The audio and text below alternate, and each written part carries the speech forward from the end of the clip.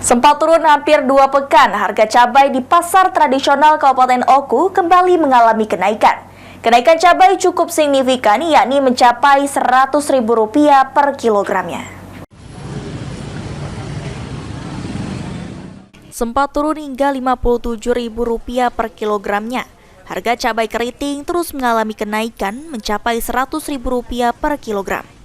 Penurunan harga tersebut terjadi pada pertengahan Januari lalu. Namun, sejak awal Februari lalu, harga cabai terus merangkak.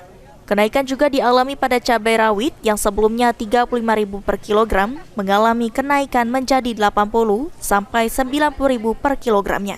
Kepala Dinas Perdagangan Kabupaten Oku, Amzar Christopha mengungkapkan, jika kenaikan tersebut terjadi dalam 2 pekan terakhir. Namun untuk stok sendiri masih terbilang aman.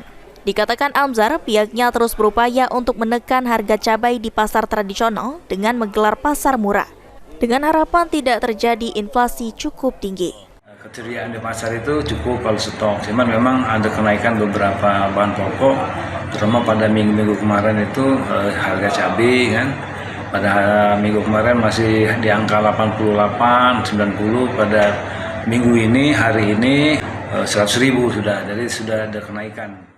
Tak hanya harga cabai, kenaikan harga juga terjadi pada harga kebutuhan pokok lainnya, seperti harga beras yang kini mencapai Rp17.000 per kilogram. Padahal bulan Januari lalu, harga masih berkisar di kisaran harga Rp13.000. Ari Pranika, PAL TV.